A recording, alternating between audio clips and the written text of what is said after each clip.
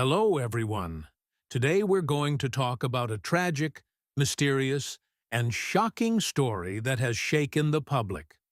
The case of 15-year-old Celeste Rivia and singer David.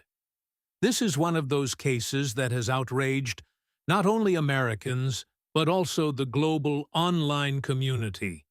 Because it doesn't just expose the cruelty of a man believed to be a predator, it also reveals the negligence of investigators and the cracks within a family that has now lost its daughter forever.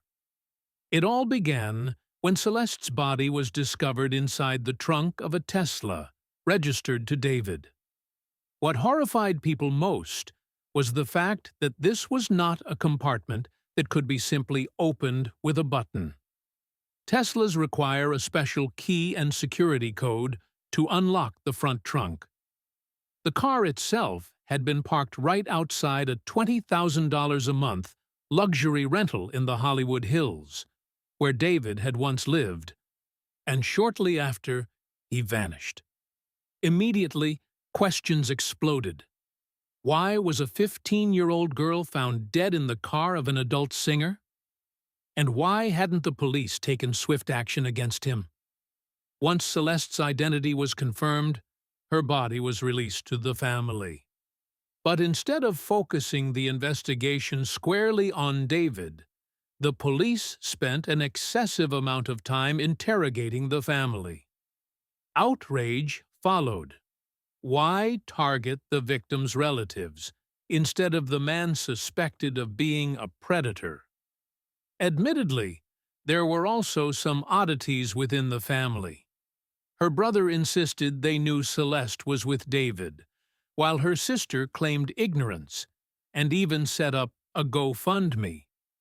Their mother was criticized for failing to report Celeste missing right away.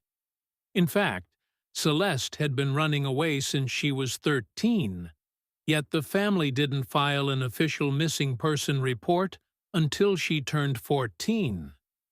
Many believed those cracks within the family created the opportunity for David to manipulate, lure, and control her. Celeste's past was complicated. She had run away several times.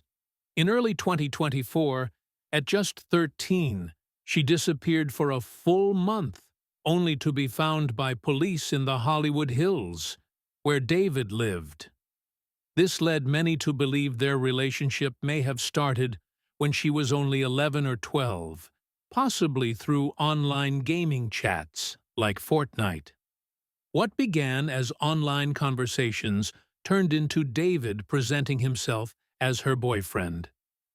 In reality, he was grooming and exploiting a child not even old enough to legally work in California. Meanwhile, there is a mountain of evidence pointing to David. The Tesla was registered in his name, never reported stolen, and had full camera surveillance. Police even obtained a warrant to search his home for blood traces. An autopsy was conducted. Every fact pointed in one direction. David could not possibly be unaware of what happened. If he didn't cause her death directly, he at least knew who drove that car and who put her body there. Yet instead of arresting him, police leaned on the narrative that Celeste came from a troubled home, prompting suspicions that law enforcement was deflecting blame to cover up their own failures. On forums, people had been whispering for months.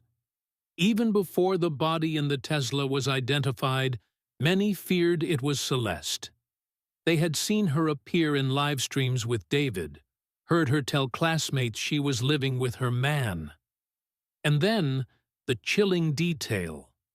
Just weeks before her death, photos surfaced of a girl who looked exactly like Celeste, sitting in the audience at David's concert.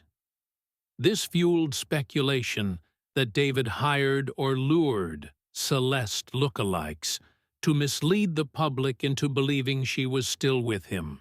The biggest question is simple. What was the relationship between a grown man and a 13-year-old girl? Songs like David's romantic homicide seemed like nothing less than public confessions. People believe no man goes from romantic to homicide in a single moment. Signs of control, jealousy, and possession must have been there all along, woven into Celeste's daily life with him. Some argue the LAPD is deliberately shifting blame to the family to cover up their negligence. After all, her family had called police repeatedly when she went missing, but officers dismissed it as just another rebellious teenager. Had they taken it seriously from the start, could Celeste still be alive?